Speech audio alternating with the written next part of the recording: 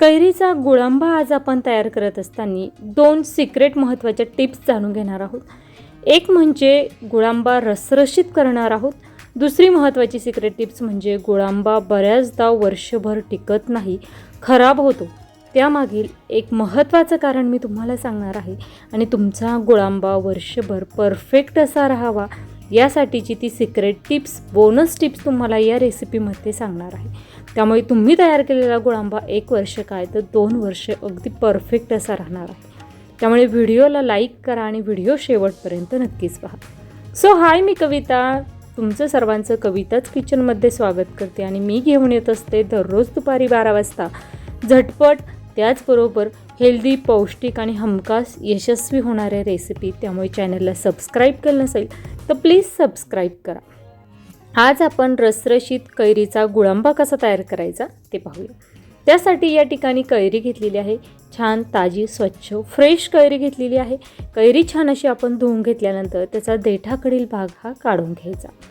देठाकडील भाग काढून घेतल्यानंतर या ठिकाणी आपल्याला कैरीची जी वरील साल आहे ती सगळी आपल्याला कटरच्या सहाय्याने काढून घ्यायची. या ठिकाणी कैरी घेताना खूप जास्त आंबट घेऊ नका, थोडीशी आंबट गोड चवीची कैरी घ्या, म्हणजे गुळांबा चवीला परफेक्ट असा तयार होतो. आता या ठिकाणी या कैरीचं जे वरील साल आहे ते सगळं आपण काढून घेणार आहोत. त्यानंतर पुढची प्रोसेस काय असणार आहे हे मी तुम्हाला सांगते. मी कैरीची वरील साल काढून घेते, तोपर्यंत तुम्ही जर चॅनलला सबस्क्राईब केलं नसेल तर सबस्क्राईब करा, कारण वर्षभर एकही दिवस सुट्टी न घेता दररोज दुपारी 12 वाजता आपण नवनवीन आणि भरपूर टिप्स आहेत, रेसिपीज पाहत असतो.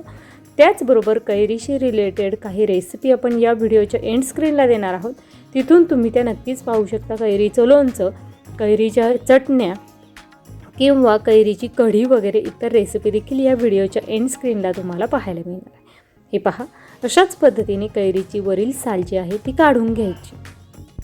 हे पहा, अशा पद्धतीने सगळ्या कैरीची साल आपल्याला काढून घ्यायची आहे.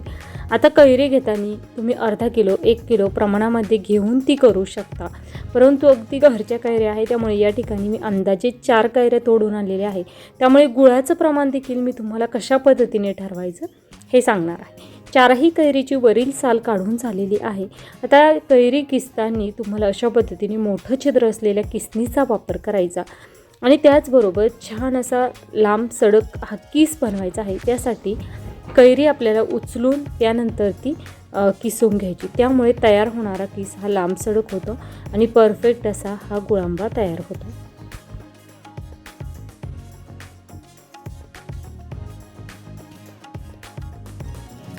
छान असा आपला हा गुळांब्यासाठीचा लांब सडक किस बनवून तयार झाला आहे. लहान आकाराच्या कैऱ्या होत्या त्यामुळे साधारणतः एवढा किस झालेला आहे.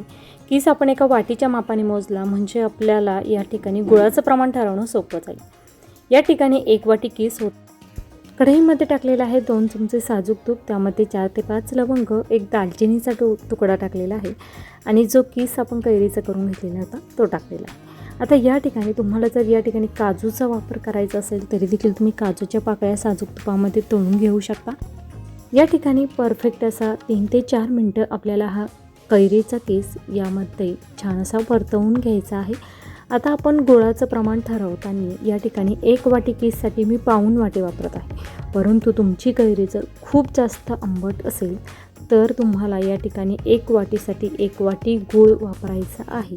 परंतु मी घेतलेली कैरी जी आहे ती छान आंबट गोड अशी आहे, खूप जास्त आंबट वगैरे नाही, त्यामुळे पाऊण वाटी गुळाचा मी वापर करणार आहे आणि छान परफेक्ट असा आपल्याला गूळ यामध्ये विरघळून घ्यायचा आणि तुमचा गुळांबा 1 वर्ष काय 1.5 वर्षसुद्धा खराब होऊ नये यासाठीची एक बोनस टिप्स मी पुढे व्हिडिओमध्ये सांगत आहे. त्यामुळे व्हिडिओ स्किप न करता शेवटपर्यंत पहा.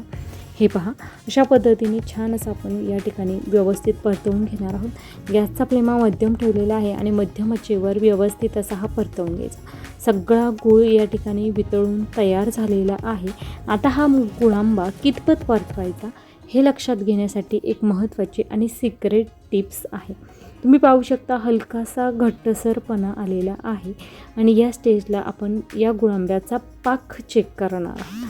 पाक जर कच्चा राहिला तरी देखील तुमचा गुळांबा हा टिकत नाही वर्षभर, त्याला बुरशी वगैरे येऊ शकते किंवा तो खराब होऊ शकतो. त्यामुळे पाक कशा पद्धतीचा असावा हे मी तुम्हाला दाखवणार आहे. हे पहा, हलकासा दाटसरपणा जरी दिसत असला तरी पाक एकदा चेक करायचा. हातावर अशा पद्धतीचा पाक घेतल्यानंतर छान अशी तार त्यामध्ये तयार होत आहे. अशा पद्धतीची एक तारी पाक झाला की मगच गॅस बंद करायचा. जेव्हा पाक परफेक्ट तयार होतो त्यावेळेस तयार झालेला गुळांबा देखील वर्षभर अजिबातही खराब न होता परफेक्ट असा राहतो. आणि सर्वात महत्त्वाचं म्हणजे हा गुळांबा स्टोरेज करण्याच्या देखील काही महत्त्वाच्या टिप्स आहे. हा गुळांबा छान परफेक्ट असा थंड होऊन द्यायचा. खूप छान रसरशीत असा हा गुळांबा झालेला आहे. परफेक्ट असा 1 तासासाठी तसाच ठेवायचा, छान थंड करून घ्यायचा. त्यानंतर स्वच्छ कोरड्या काचेच्या बरणीमध्ये तुम्ही हा गुळांबा स्टोअर करायचा आहे. त्याचबरोबर गुळांबा तुम्हाला रोजच्या वापरासाठी तुम्ही जर जास्त क्वांटिटीमध्ये बनवत असाल तर रोजच्या वापरासाठी छोटेसे एका बरणीमध्ये तुम्ही काढून घ्या. राहिलेला जास्त क्वांटिटीचा गुळांबा तुम्ही मोठ्या बरणीमध्ये स्टोअर करू शकता. काचेच्याच बरणीचा वापर करा आणि तुम्ही तो फ्रीजमध्ये ठेवून वर्षभर स्टोअर ठेवू शकता. अगदी तुम्ही वरती जरी रूम टेम्परेचरला ठेवला परंतु अधूनमधून तो फ्रीजमध्ये देखील तो काही वेळासाठी छान असा ठेवत चला, कारण उन्हाळ्यामध्ये हीट खूप असते त्यामुळे. आणि त्याचबरोबर अगदी फ्रीजमध्ये तुम्ही काही वेळासाठी अधूनमधून तो ठेवायचा आहे. अगदी वर्ष काय 2 वर्ष हा गुळांबा परफेक्ट असा राहतो. रेसिपी तयार झालेली आहे. एकतारी पाकमुळे छान रसरशीतपणा देखील येतो आणि त्याचबरोबर गुळांबा वर्षभर टिकतो देखील. तुम्हाला या महत्त्वाच्या टिप्स कशा वाटल्या ते कमेंट करून नक्कीच सांगा. ही रेसिपी आवडली असेल तर कमेंट करायला विसरू नका आणि या व्हिडिओच्या शेवटी कैरीच्या रेसिपी देखील पाहायला विसरू नका. वेळात वेळ काढून माझी रेसिपी शेवटपर्यंत पाहायला भेटेल. धन्यवाद.